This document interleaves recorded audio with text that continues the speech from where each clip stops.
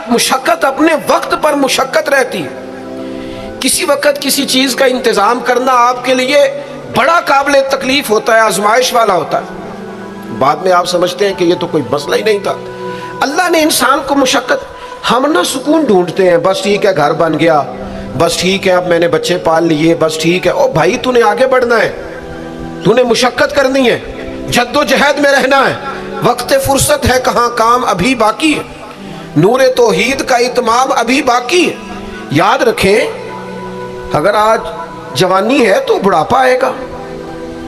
आज अगर सेहत बिल्कुल ठीक है तो आहिस्ता आहिस्ता खुदा न खास्ता कवा और आसाम कमजोर होने लगते हैं। हमें ना ज़हनी तौर पर तैयार रहना है। लोग कहते हैं जनाब पता नहीं मैं बड़ा परेशान हूँ, एक मुश्किल ख़त्म होती है दूसरी शुरू हो जाती है। मैंने कहा ये मुश्किल नहीं, यही तो मज़ा है ज़िंदगी का। अल्लाह कहता मैंने तुझे मुशक्क़त में पैदा किया है और तू कहता है कि आसानी हो जाए। अब ये तो नहीं ना होगा, जिसने जैसा पैदा किया है बात तो उस कादर मुतलक की चलेगी, तेरी नहीं चलेगी जब उसने पैदा ही मुशक्क़त में किया है। हज़रत ज़ैद बिन अरकम रदी अल्लाह तआला अन्हु बीमार थे। ये ज़रा बात सुनना मेरे करीम की। अल्लाह के प्यारे हबीब अलैहिस्सलाम तीमारदारी के लिए तशरीफ़ ले गए तो हुज़ूर सैयद आलम अलैहिस्सलाम ने जाकर जनाब ज़ैद बिन अरकम की तबीयत को देखा तो कमज़ोरी थी और वो परेशान भी थे। तो हुज़ूर अलैहिस्सलाम को अल्लाह ताला ने गैब के ख़जानों की कुंजियाँ अता फरमाई हैं। करीब मुस्कुरा के फरमाने लगे ज़ैद इस बीमारी से परेशान ना हो, इससे तो आपने ठीक हो जाना है। इस रवायत पर ख़ास गौर करना क्या कह रहा हूँ। फरमाया इससे आपने परेशान नहीं होना, इससे तो आपने ठीक हो जाना है, मसला ही नहीं। हाँ, इसके बाद एक वक्त आएगा आपकी आंखों की बिनाई रुखसत हो जाएगी और उम्र भी आपकी लंबी होगी, यानी एक बुढ़ापा, एक नजर चली जाएगी। अब आप यहां गौर करें सरकार तरबियत क्या कर रहे हैं। हुजूर फरमा रहे हैं ये जो मुश्किल है ये तो गुजरने वाली है, इसके बाद जो मुश्किल आने वाली है वो इससे बड़ी है। फरमाया ज़ैद इसके बाद आपकी बिनाई चली जाएगी और उम्र भी लंबी होगी, तो बताइए उस वक्त क्या करेंगे। तो हज़रत ज़ैद बिन अरकम रदी अल्लाह तआला अन्हु अर्ज़ करने लगे या रसूल अल्लाह मैं अल्लाह की रज़ा पर सवाब की नीयत से सब्र करूँगा। माना क्या है, दुख कबूल मोहम्मद बख्शा राजी रहन प्यारे। ठीक है अगर बिनाई जाएगी और बुढ़ापा आएगा तो कबूल करेंगे, रब की रज़ा के लिए सवाब की नीयत से सब्र करेंगे। ऐसे भी कभी दुनिया में मैदान लगते होंगे कि बीमारी आएगी, बताया जा रहा है और पूछा जा रहा है कि तू क्या करेगा, तो बता रहे या रसूलल्लाह सब्र करूंगा, तो नतीजा भी वहीं बयान हो रहा है, यानी सारा सौदा नगदो नगद। उसी वक्त हथेली पे सरसों जम रही है। हुजूर ने फरमाया क्या करोगे, या रसूलल्लाह सब्र करूंगा अल्लाह की रज़ा के लिए सवाब की नीयत से। तो हुजूर फरमाने लगे अगर तू सब्र करेगा तो फिर नतीजा सुन, अल्लाह तुझे हिसाब नहीं लेगा, बगैर हिसाब ही जन्नत अता कर देगा। ओ मेरे भाई एक मुश्किल से आप गुजर गए, अब आपको अगली मुश्किल के लिए तैयार रहना है। बदर हो गया, मार्का बदर हो गया, बहुत बड़ी कामयाबी समेट के मुसलमान लौट आए, पूरे कुफर पर धाक बैठ गई, बड़े बड़े मोटे काफिर सारे बदर में मारे गए। अबू जहल मारा गया, उतबा उतैबा मारे गए, चोटी के काफिर मारे गए। तो क्या उसके बाद फिर मामला खत्म हो गया? इतनी बड़ी फतह समेट कर मुसलमान आए, लेकिन थोड़े ही अरसे के बाद ओहद में जाना पड़ा। भाई आप तो फतहयाब हो गए, कामरान हो गए, और उस वक्त 313 थे, अब तो 1000 तादाद हो गई। लेकिन उसके बाद जो मुश्किल आई उससे बड़ी आई। 70 सहाबा शहीद हुए, साद बिन रबी शहीद हुए, हजरत अब्दुल्ला बिन जहश शहीद हुए, हजरत अमीर हमजा का सारा वजूद काट दिया गया, आंखें निकाल दी गई, होंठ काट दिए गए। उसके बाद जो मुश्किल आई उससे बड़ी थी, सब्र से बर्दाश्त की, हालात ठीक हो गए। नहीं, खंदक तैयार है, मार्का तैयार है, और कहत का जमाना और कड़ाके की सर्दी, भूख का ये आलम के लोगों ने पेड़ पे पत्थर बांध लिए, लेकिन खंदक खोदनी है, मैदान में रहना है। ये मामला खत्म हुआ तो क्या बात दब गई? उम्रे के लिए गए तो उन्होंने हुदैबिया में रोक लिया। अब क्या यहां मामला रुका? नहीं, फिर फतह मक्का की बारी आई, फिर तबूक। मेरे रसूल पाक अलैहिस्सलाम ने पूरी दुनिया पर इस्लाम का झंडा लहरा दिया। कहां कहां तक इस्लामी सल्तनत पहुंच गई। जनाब उमर के ज़माने में वो कादसिया के इलाके, रूम, ईरान, तो क्या कुर्बानियां ख़त्म हो गई? बस ताकत आ गई, कुव्वत आ गई, हिम्मत आ गई, हज़ारों इलाके ज़ेरे निगी आ गए, ख़त्म हो गया मामला? नहीं, जनाब उमर शहीद हुए, फिर हज़रत उस्मान शहीद हुए, हज़रत अली ने 9 साल या 13 साल की उम्र में जिहाद शुरू किया था, उम्र मैदानों में गुजरी, फिर मौला अली शहीद हुए। अब क्या आसानी हो गई, आसूदगी हो गई? नहीं, यहाँ तो बारियाँ हैं इम्तिहान देने की। इमाम हसन की बारी आई तो जहर दे दिया गया, अंतड़ियाँ कट कट के गिरने लगीं, और हसन इब्न अली का जब जनाजा उठा तो सबसे ज़्यादा रो रो के पल्लू सैयद आयशा सिद्दीक़ा का भीग गया, और जो सबसे ज़्यादा सताता था मरवान, वो भी एक नुक्कर में खड़ा होकर रोने लगा। तो किसी ने कहा, सारी ज़िंदगी तूने फ़ातिमा के बेटे को सताया है, जालिम आज रोता क्यों है? कहने लगा, मेरी मुखालफत अपने जगह पर, जो उठ के जा रहा है वो रसूल पाक का मुकम्मल नमूना था। इसमें कोई शक नहीं कि सब्र, रिज़ा, इस्तिकामत, हुस्ने अमल, हुस्ने किरदार, इखलाके अजीम, ये ख़त्म थे। तो ये इम्तिहान तो जारी रहा। इमाम हुसैन की बारी आई, छोटे थे, ज़्यादा लाडले थे, ज़्यादा प्यारे थे। कुछ लोग एक का लाड देखते हैं, कुछ कईयों के लाड देखते हैं।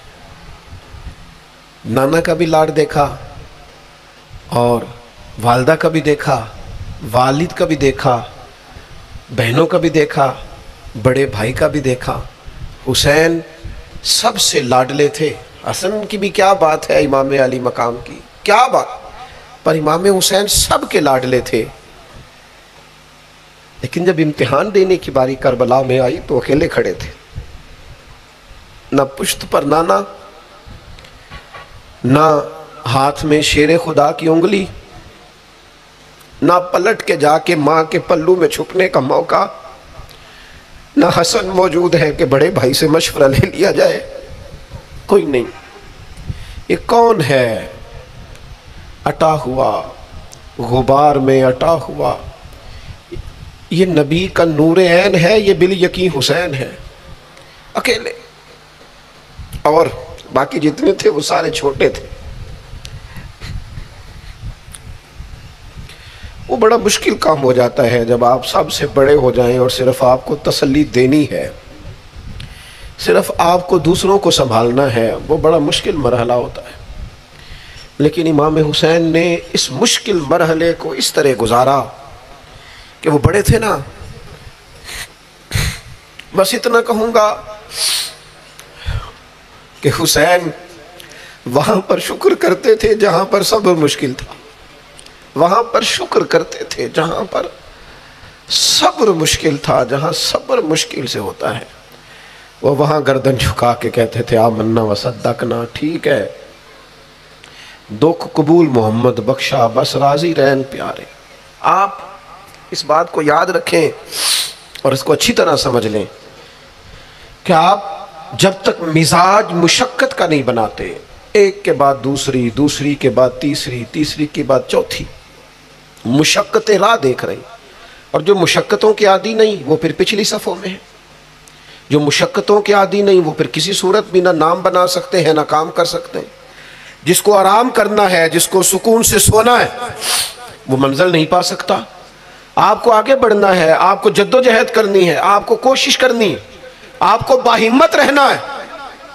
हज़रत उमर से किसी ने कहा था कि मैं आपसे मिलना तो चाहता था पर दोपहर का टाइम था, मैं आया नहीं, कहीं आप सो ना रहे हो। तो जनाब उमर रो पड़े, फरमाने लगे, सोया करता था कभी, जब से अबू बकर ये चाबियां मेरे हाथ में दे गए हैं ना, तो दिन की बात करता है, मैं रात को नहीं सो पाता, उठ उठ के हुजूर की उम्मत की खबरगिरी करता हूँ। रात जगह मेरा नसीब बन गए हैं, आँखों की नींद रुखसत हो गई है, लहजों में आराम निकल गया है। और भाई, जब आपको जद्दोजहद करनी है, जब आपको आगे बढ़ना है, जहन बनाओ यार, तबीयत बनाओ, आगे बढ़ना है, मुशक्कत करनी, नींद थोड़ी कम लेनी है, जुबान के जायके मज़े के खाने थोड़े कम करने। हमने अपनी मर्जी से वो लेटे हैं, वो आराम कर रहे हैं, इससे थोड़ा उठ कर सोचना। इमाम अली मकाम का पैगाम यह है कि तू बड़ा तब बनेगा जब तेरी जिंदगी मेहनत वाली, कोशिश वाली, जद्दोजहद वाली होगी। और फिर उसके बाद क्या करना है, एक कोशिश करनी है। उसके बाद अगला काम यह है कि जहाँ रब रखे ना वहाँ रहना भी है, उसकी रज़ा पे।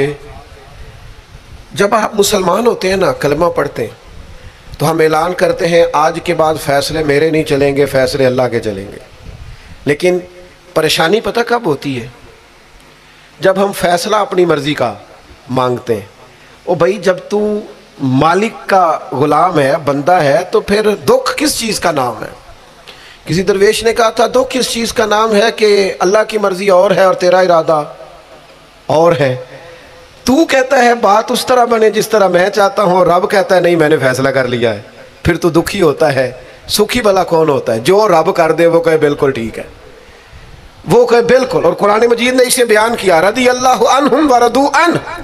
ये करबला का दूसरा पहलू। एक पहलू मुशक्कत जद्दोजहद, एक पहलू ये कि रदी अल्लाहु अन्हुम व रदू अन। अल्लाह कहता है मेरे बंदों की शान ये है कि अल्लाह उनसे राज़ी है और वो अल्लाह से राज़ी है। अल्लाह उनसे राज़ी है और वो भी राज़ी है अल्लाह से। अल्लाह ने जहाँ रखा है वो अल्लाह से। एक पहलू ये है कि अल्लाह राज़ी हो जाए, एक पहलू ये है कि बंदा राज़ी हो जाए। रब फरमाता है ज़ालिकल फ़ौज़ुल अज़ीम, वो अल्लाह से राज़ी, अल्लाह उनसे राज़ी, ये बहुत बड़ी कामयाबी है। इमाम मोहम्मद गज़ाली रहमतुल्लाह अलैह से किसी ने कहा था, ज़्यादा मुश्किल क्या है, अल्लाह का राज़ी होना कि बंदे का? तो इमाम साहब फरमाने लगे, रब तो मेहरबान ही बड़ा है, बड़ी जल्दी राज़ी हो जाता है। दो सिर्फ आंसू बहाए, सच्ची तौबा के मालिक राज़ी है। किसी गरीब की मदद कर दे इखलास से, अल्लाह राज़ी है। अल्लाह तो जल्दी राज़ी हो जाता है, मुश्किल ये है कि बंदा नहीं राज़ी होता। ये इसने हर रोज़ एक नई उम्मीद लगाई हुई है, हर रोज़ इसका नया रंग है, ये राज़ी नहीं होता। हज़रत मूसा अलैहिस्सलाम ने अल्लाह की बारगाह में अर्ज़ की, मालिक मेरी कौम ये अर्ज़ करती है कि तू बता, तू हमसे कैसे राज़ी होगा। हज़रत मूसा अपनी कौम की अर्ज़ लेकर मालिक की बारगाह में कोहे तूर पे हाज़िर है। ओ यारो, इसे दिल की तख्ती पे लिख लेना। अर्ज़ की, मालिक मेरी कौम कहती है रब करीम के हुजूर अर्ज़ करें कि हमें बताए हमारा रब हमसे कैसे राज़ी होगा। तो हज़रत कलीम कहते हैं जब रब की बारगाह में अर्ज़ किया तो मालिक ने फरमाया उनसे जाके कहो वो मुझसे राज़ी हो जाएं, बस वो राज़ी हो जाए मैं भी उनसे राज़ी हो जाऊँगा। हज़रत सैयदना अब्दुल्ला इब्ने उमर रदी अल्लाह ताला अन्हु का साहिबजादा बड़ा सख्त अलील हो गया। बच्चे बीमार हो जाए तो तकलीफ़ बड़ी होती है इंसान की तबीयत को। हज़रत अब्दुल्ला इब्ने उमर के बेटे बड़े सख्त अलील हो गए। जनाब अब्दुल्ला इब्ने उमर बड़े परेशान हैं, कभी इधर जाते हैं कभी उधर जाते हैं, इस हकीम के पास उस तबीब, सख्त परेशान।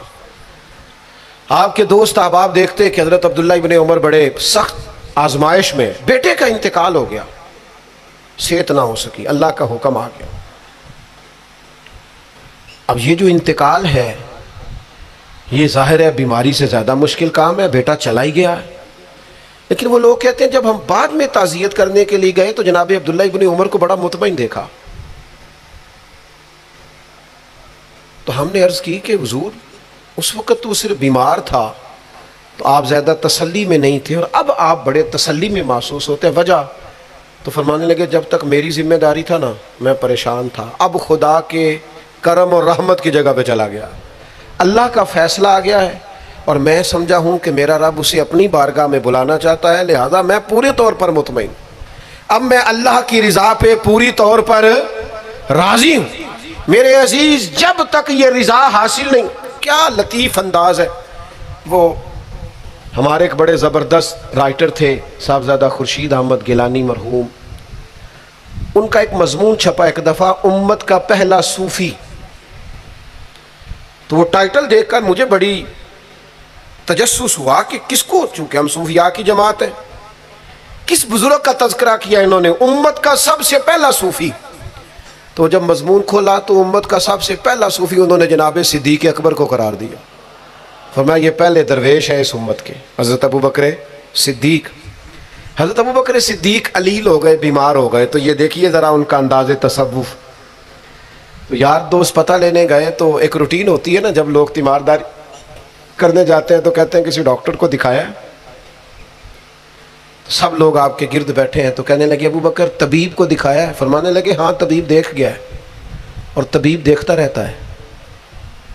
तो कहा फिर तबीब ने क्या कहा है? कहने लगे तबीब ने कहा फ़अलुल लिमा युरीद। तबीब ने कहा है भाई जो मैं चाहता हूँ ना वो मैं कर दिया करता हूँ, जो मेरा इरादा होता है फिर वो मैं कर देता हूँ। वो तबीब मुझे कह गया है, लिहाजा जो उसका इरादा होना है उसने।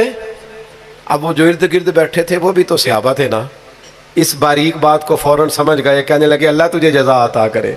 ओ यारो, थोड़े दिन अगर सुख से जीना चाहते हो तो एक ही इलाज है, एक ही, मालिक की रजा में राजी रहो। ना समझ आए तो फिर करबला वाले इमाम हुसैन की तरफ देखना।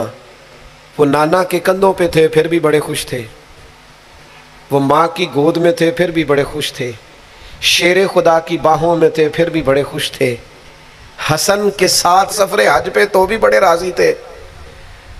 और जिस दिन रजब के महीने में मदीना छोड़ रहे थे तो उस दिन भी कह रहे थे मालिक मैं तेरी रजा पे राजी हूँ। और हुसैन इब्ने अली रज़ी अल्लाह ताला अन्हु ने हमें ये मेयार दिया है, जिस दिन शबीह मुस्तफ़ा अली अकबर उनके घर में पैदा हुए थे हुसैन उस दिन भी बड़े राजी थे। और जब अल्लाह अकबर कह के जख्म खा के जनाब अली अकबर घोड़े से ज़मीन पर तशरीफ़ लाए थे और जवान बेटे को सहारा देकर उन्हें उठाना पड़े था, हुसैन उस दिन भी रब की रज़ा पे बड़े राज़ी थे। और जब छोटा सा बेटा उनकी गोद में उसकी सांसें उखड़ रही थीं तो इमाम अली मकाम उस वक़्त भी अपने रब की रज़ा पे बड़े ही राज़ी थे। हद हो गई, जिस गले को महबूब चूमते थे उस वक़्त भी हुसैन राज़ी थे। और जब उसी गले पे खंजर चल रहे थे तो इमाम अली मकाम ने ये नहीं कहा कि मालिक मेरा इतना इम्तिहान, आखिर मेरे मसले कब हल होंगे, मेरी मुश्किलात कब हल होंगी, आखिर किस वक़्त, ये नहीं फरमाया। बल्कि ये सारा कुछ सह के दोनों हाथ ज़मीन पे बिछा के सजदा शुक्र अदा करके कहा मालिक जहाँ तू रखे हुसैन वहाँ राज़ी है। इतना शिकवा है हमारी जिंदगी। आप यकीन करें उन बातों की भी दोस्त दुआ कराने आ जाते हैं जहाँ दिल करता है कि इन्हें समझाएं कि यार ना कहीं तो तू ठहरना अपने रब की रज़ा पे। यार देखो छोटी बात नहीं, हज़रत अनस बिन मालिक कहते हैं 10 साल मैंने नबी पाक के घर में नौकरी की है। 10 साल। एक साल के बाद लोग उकता जाते हैं, सारा पता चल जाता है, उसके बाद वो चाहते नहीं रहती, बंदा पुराना हो जाता है, इकराम एहतराम इल्ला माशाल्लाह वो नहीं रहता। फरमाते हैं 10 साल हुजूर के घर में नौकरी की, पूरे 10 साल एक दफ़ा भी रसूल पाक ने उफ नहीं कहा।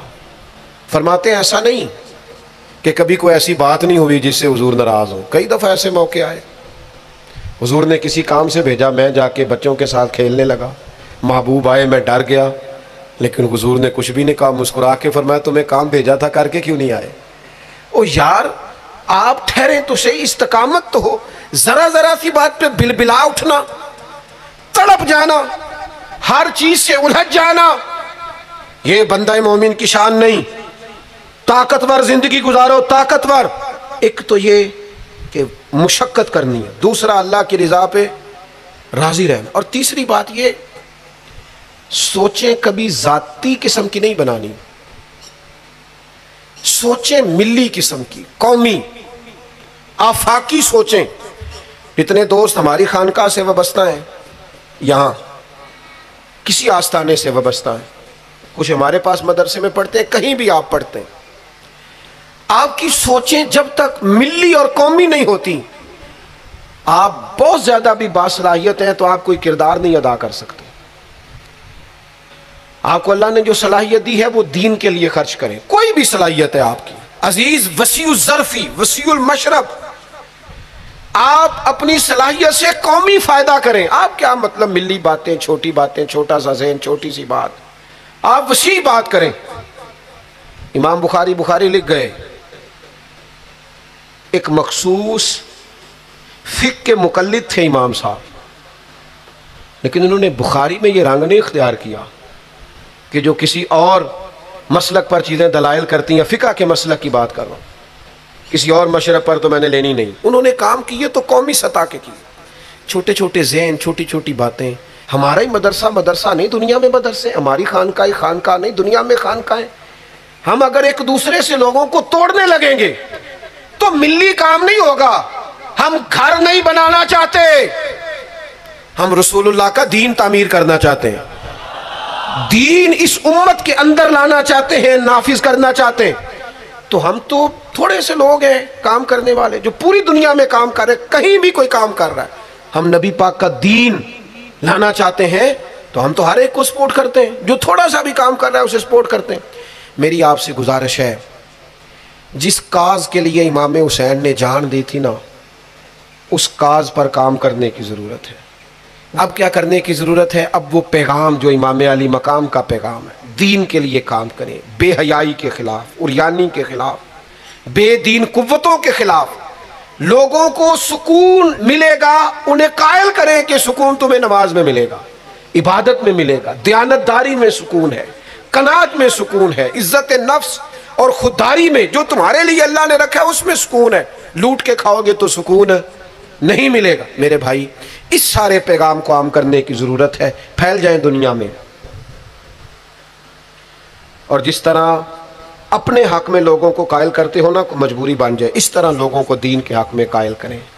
मिन्नत करके बेनमाजी को नमाजी करें, मिन्नत करके जो दीन से दूर है उसे दीन के करीब करें।